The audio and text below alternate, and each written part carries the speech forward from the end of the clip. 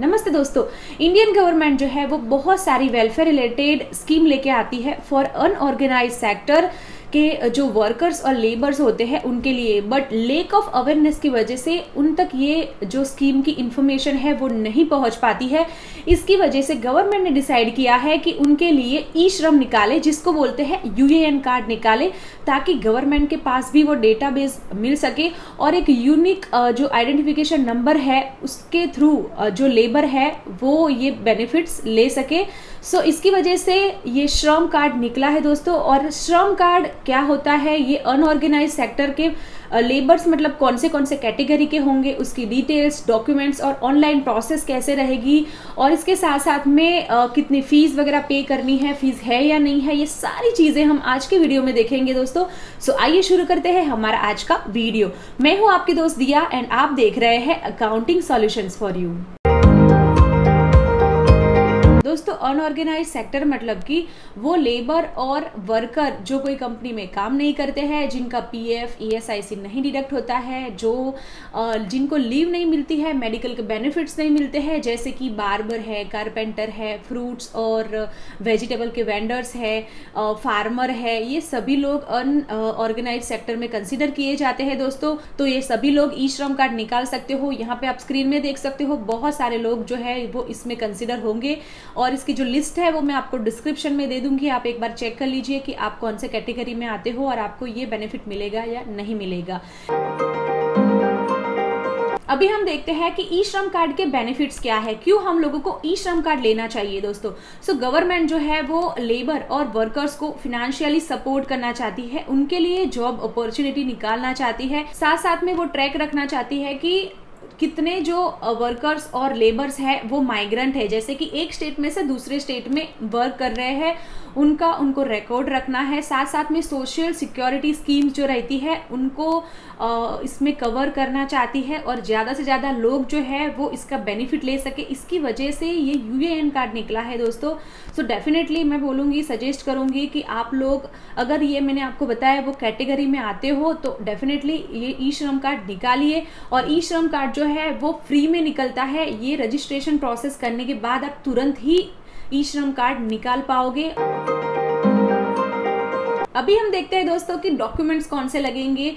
सो यहाँ पे आपको जैसे कि आधार कार्ड लगेगा, बैंक डिटेल लगेगी, और साथ साथ में आपको जो आपका मोबाइल नंबर है वो आधार से रजिस्टर होना चाहिए, तो आप खुद से ही ये सब प्रोसेस कर सकते हो। अभी ऐसा भी हो सकता है कि आपका जो मोबाइल नंबर है वो आधार से लिंक नहीं है, तो फिर इसका जो ऑप्शन है वो किस तरीके से होगा और हम कैसे ये रजिस्टर कर सकेंगे ई श्रम को। तो आप आपके सीएससी सेंटर जो नजदीक के रहेंगे वहां पे जाके आपका ई श्रम निकाल सकते हो, वहां पे भी आपको फ्री में ही ई श्रम निकलेगा। तो अगर आपका आधार से मोबाइल लिंक है तो ये प्रोसेस आप कर सकते हो। हमारे वीडियो देखे तुरंत ही आपको ई श्रम निकलेगा विदाउट एनी फीस। इसके बाद में कि कितनी एज तक के जो वर्कर और लेबर होंगे वो लोग ये बेनिफिट ले पाएंगे दोस्तों। तो 16 ईयर से 59 ईयर तक के जितने भी वर्कर और लेबर है वो लोग ई श्रम निकाल पाएंगे दोस्तों। तो अभी हम देखते हैं कि किस तरीके से प्रोसेस करनी है ऑनलाइन, और तुरंत हम किस तरीके से ई श्रम निकाल सकते हैं। तो आइए शुरू करते हैं। तो दोस्तों, आपको ई श्रम निकालने के लिए आपको आना है register.eshram.gov.in की साइट पे, और यही साइट से आपको खुद का रजिस्ट्रेशन करना है और ई श्रम कार्ड आपका निकलेगा। अगर आप गूगल में सर्च करोगे तो बहुत सारे लिंक आपको दिखेंगे, बट आपको यही वेबसाइट पे आना है। इसकी लिंक मैं डिस्क्रिप्शन में दे दूंगी, वहां पे क्लिक करके डायरेक्टली आप यहाँ पे आ सकते हो। सो यहाँ पे दोस्तों देख सकते हो सेल्फ रजिस्ट्रेशन। यहाँ पे अगर आपके पास आपका आधार मोबाइल से रजिस्टर्ड होगा तो आप यहाँ से खुद से ही कर सकते हो। अभी ऐसा भी हो सकता है दोस्तों कि आपके पास जो आधार है वो मोबाइल नंबर से लिंक नहीं है, तो फिर आप किस तरीके से कर सकते हो। सो यहाँ पे एक ऑप्शन है रजिस्ट्रेशन थ्रू सीएससी। तो यहाँ पे आप सीएससी जो केंद्र रहते हैं वहां पे जाके भी आपका ये ई श्रम निकाल सकते हो। यहाँ पे एक ऑप्शन है दोस्तों। सो आपके नियरेस्ट सीएससी सेंटर में जाके भी आप ये ई श्रम निकाल सकते हो, और ये फ्री ऑफ कॉस्ट रहता है, इसका कोई भी पेमेंट करने की जरूरत नहीं रहती है। तो अभी हम देखेंगे हमारे पास जो आधार कार्ड है वो मोबाइल नंबर से लिंक है। सो अभी हम खुद से ही ये सब प्रोसेस करते हैं। मैंने ऑलरेडी बताया हुआ है कि हम लोगों को यहाँ पे क्या क्या लगने वाला है। सो आई होप कि आपने पूरा लिस्ट जो मैंने दिया था वो आपने प्रिपेयर कर लिया होगा और इसकी लिंक मैंने डिस्क्रिप्शन में दी हुई थी। यहाँ पे हम करेंगे आधार लिंक मोबाइल नंबर, जो हमारा आधार से मोबाइल नंबर लिंक है वो मोबाइल नंबर डालेंगे। यहाँ पे हम करेंगे एंटर कैप्चा जो यहाँ पे लिखा है। यहाँ पे एक ऑप्शन है कि are you member of EPF और ईएसआईसी, अगर आपका प्रोविडेंट फंड कटता है या फिर ईएसआईसी के आप मेंबर हो तो फिर आप ये ई श्रम नहीं निकाल सकते।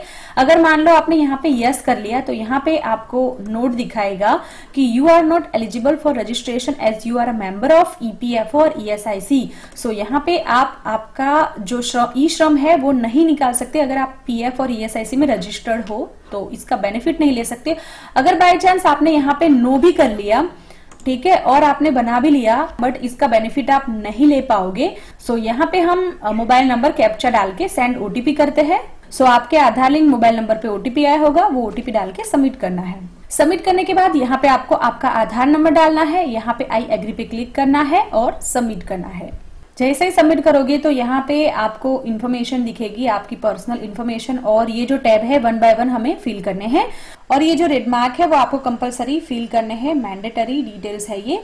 सो फर्स्ट जो है रजिस्टर्ड नंबर जो हमारा है वो यहाँ पे ऑटोमेटिक आएगा। इसके बाद में है इमरजेंसी मोबाइल नंबर, आप आपकी फैमिली का इमरजेंसी कॉन्टेक्ट डिटेल्स दे सकते हो। इसके बाद में है ईमेल आईडी, ये जो है वो मैंडेटरी नहीं है बट जितना हो सके इतना आप डिटेल्स दीजिए।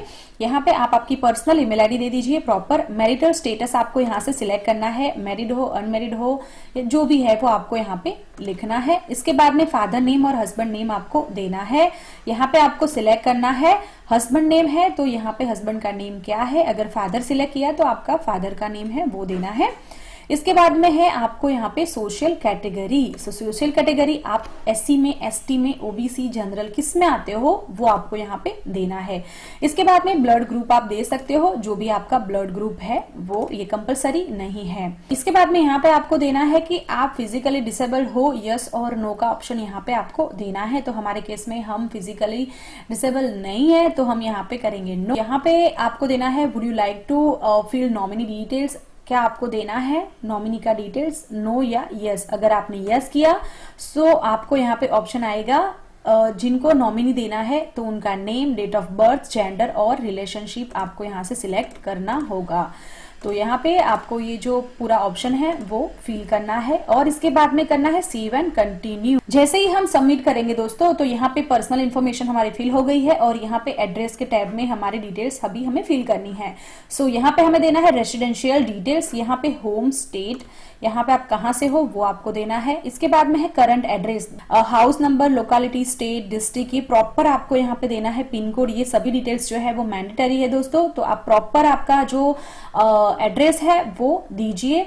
इसके बाद में है स्टेइंग एट करंट लोकेशन, मतलब कि ये जो आपने करंट लोकेशन दिया है वहां पे ही आप स्टे करते हो, रहते हो और कितने साल से रहते हो वो आपको यहाँ पे देना है। फॉर एग्जाम्पल मैंने जो ये करंट डिटेल्स दी है एड्रेस की, वहां पे मैं यहाँ पे 5 से 10 साल से यहाँ पे रहती हूँ, तो यहाँ पे मैं 5 to 10 years कर दूंगी। इसके बाद में है माइग्रेंट वर्कर, यस और नो का ऑप्शन देना है। यहाँ पे अगर आप आई बटन पे क्लिक करोगे तो यहाँ पे दिखेगा कि क्या आप आपका जो स्टेट है वहां से दूसरे स्टेट में जॉब करते हो और आपका 18,000 से कम सैलरी है तो फिर आपको यहाँ पे देना है यस और नो का ऑप्शन। इसके बाद में है कि is permanent address same as a current address, मतलब जो आपका करंट एड्रेस है वो ही परमानेंट एड्रेस है। अगर यस है तो फिर आपको टिक करना है, अगर आपका परमानेंट एड्रेस अलग है करंट एड्रेस से तो फिर आपको यहाँ पे अनटिक करना है।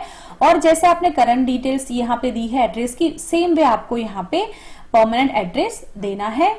सो आपको ये डिटेल्स फिल करके फिर सेव एंड कंटिन्यू करना है। सो एड्रेस हमने सबमिट कर दिया। इसके बाद में हमारी डिटेल्स आती है एजुकेशनल एंड क्वालिफिकेशन। सो यहाँ पे हमें सिलेक्ट करना है हमने जितना एजुकेशन लिया है वो आपको यहाँ पे सिलेक्ट करना है, जैसे कि आप ग्रेजुएट हो या फिर हायर सेकेंडरी तक पढ़ा है या फिर जो भी है वो आपको यहाँ पे सिलेक्ट करना है। सो हम यहाँ पे करते हैं पोस्ट ग्रेजुएट एंड अबोव। सो इसके बाद में आपको एजुकेशनल सर्टिफिकेट देना है। यहाँ पे आपको चूज फाइल में जाके जैसे आप एलसी वगैरह दे सकते हो, यहाँ पे एलसी हो, मार्कशीट हो, वैसे आप यहाँ पे दे सकते हो।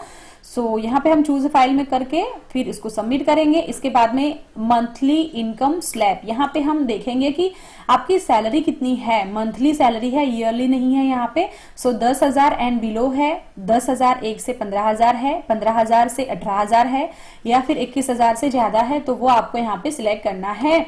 इसके बाद में है इनकम सर्टिफिकेट। अगर आपके पास इनकम सर्टिफिकेट कोई है तो आप दे सकते हो। जैसे कोई गांव में रहते हैं तो पंचायत का कोई सर्टिफिकेट रहता है कि आपकी इनकम कितनी है। सो इस टाइप का कुछ सर्टिफिकेट है तो आप यहाँ पे दे सकते हो, बट ये कंपलसरी नहीं है। और ये जो एजुकेशनल सर्टिफिकेट है वो भी मैंडेटरी नहीं है। तो ये डिटेल्स आपको देके फिर सेव एंड कंटिन्यू करना है। इसके बाद में है ऑक्यूपेशन एंड स्किल्स। आपकी स्किल क्या है वो आपको यहाँ पे देना है। जैसे कि आप बार्बर हो या फिर कारपेंटर हो तो वो आपको यहाँ पे देना है। सो यहाँ पे आपको पता नहीं है कि आपका जो कैटेगरी है किस तरीके से है, तो यहाँ पे आपको सिलेक्ट करना पड़ेगा। तो यहाँ पे आपको दिखेगा NCO कोड, यहाँ पे आई बटन पे आप क्लिक कर सकते हो, click to view NCO codes list. यहाँ पे हम क्लिक करके एक बार देख लेंगे तो यहाँ पे NCO का पूरा कोड ओपन होगा, जो हिंदी इंग्लिश दोनों में ही रहेगा। आप किस कैटेगरी के लेबर हो वो यहाँ पे आपको पूरा दिखेगा। आप यहाँ पे अच्छे से देख सकते हो, फार्मर हो या फिर आप फॉर एग्जाम्पल बार्बर हो, जो भी है वो आप यहाँ पे देख सकते हो। आप व्हीकल क्लीनर्स हो या जो भी है वो आप यहाँ पे एक बार देखिए और सिलेक्ट कीजिए। सो यहाँ पे हमारा फॉर एग्जाम्पल फार्मर है तो यहाँ पे इसे हम कॉपी करेंगे और यहाँ पे पेस्ट कर देंगे। इसके बाद में है working experience in primary occupation in years. So ये जो आपने प्राइमरी ऑक्यूपेशन डाला है उसका एक्सपीरियंस कितना है, तो हम यहाँ पे 10 ईयर्स से यही काम कर रहे हैं। सो वो हम यहाँ पे ईयर्स डालेंगे। सेकेंडरी ऑक्यूपेशन, अगर आपका जो ऑक्यूपेशन है उसके अलावा का भी कोई काम है आपका, तो यहाँ पे आप जैसे हमने यहाँ पे आई बटन पे क्लिक करके सर्च किया ये NCO कोड में से, वो आप यहाँ पे ऐड कर सकते हो। अगर ऑक्यूपेशन का कोई सर्टिफिकेट है तो आप यहाँ पे दे सकते हो, बट ये मैंडेटरी नहीं है। इसके बाद में है how did you acquire skills. So यहाँ पे दो ऑप्शन है कि आपने खुद से सीखा है या फिर आपने कोई ट्रेनिंग वगैरह ली है। सो ये ऑप्शन आपको यहाँ पे चूज करने हैं, बट ये मैंडेटरी नहीं है। सो इसके बाद में स्किल्स टू बी अपग्रेडेड है, बट वो मैंडेटरी नहीं है। हम उसको स्किप करते हैं और आगे बढ़ते हैं, सेव एंड कंटिन्यू करते हैं। इसके बाद में है बैंक अकाउंट डिटेल्स। जो हमने आधार कार्ड बनवाते टाइम बैंक डिटेल्स दी होगी वो यहाँ पे ऑटोमेटिक आ जाएगी, बट अगर आपको दूसरी ऐड करनी है तो फिर आपको यहाँ पे यस करना है। यहाँ पे आपको देना है बैंक अकाउंट नंबर। इसके बाद में दूसरी बार आपको कंफर्म करना है और यहाँ पे अकाउंट होल्डर का नेम प्रॉपर देना है। IFSC कोड यहाँ पे जैसे डालोगे तो बैंक नेम और ब्रांच जो है वो ऑटोमेटिक यहाँ पे आ जाएगा। इसके बाद में हम सिंपली करेंगे सेव एंड कंटिन्यू। सो जैसे ही हम सबमिट करेंगे बैंक डिटेल्स तो यहाँ पे हमारा जो फॉर्म है वो हमने जितना भी फिल किया है, जैसे भी फिल किया है वो पूरा यहाँ पे दिखेगा। आपको अच्छे से देखना है, जितनी भी आपने डिटेल्स दी है वो आपको देखनी है, और अगर कुछ भी मिस्टेक है तो आप यहाँ पे चेंज कर सकते हो। सबमिट करने के बाद आप यहाँ पे चेंज नहीं कर पाओगे। यहाँ पे आप प्रिंट भी कर सकते हो ये फॉर्म को, और अगर मान लो आपने कुछ गलती की है एड्रेस में तो यहाँ पे आपको एड्रेस के बॉक्स में जाके चेंज करना है, और इसके बाद में स्क्रॉल डाउन करना है और यहाँ पे आपको करना है टिक आई अंडरस्टैंड दैट, और यहाँ पे हमें करना है सबमिट। सो दोस्तों फाइनली हम लोगों को हमारा ई श्रम कार्ड जो है वो मिल गया है। हम लोगों को यहाँ पे यूनिवर्सल अकाउंट नंबर भी अलॉट किया गया है। ये हमारा यूनिवर्सल अकाउंट नंबर है, और इसके बाद में हमारा जो रजिस्टर्ड मोबाइल नंबर है उस पे भी आपको यूएन नंबर मिला होगा। दोस्तों यहाँ पे यूएन को आप डाउनलोड कर सकते हो, और इसको जैसे हम आधार कार्ड को स्मार्ट कार्ड बनाते हैं वैसे ही आप इसको भी आप कार्ड को स्मार्ट कार्ड बना लीजिए और आपके पास रखिए। तो ये है हमारी पूरी ई श्रम कार्ड की प्रोसेस। दोस्तों अगर आपको हमारा वीडियो से थोड़ी भी हेल्प हुई हो तो वीडियो को लाइक करना और चैनल को जरूर से सब्सक्राइब करना। हम बहुत सारे वीडियोस की अपडेट्स लेके आते हैं, चाहे वो एम्प्लॉय हो या फिर एम्प्लॉयर हो।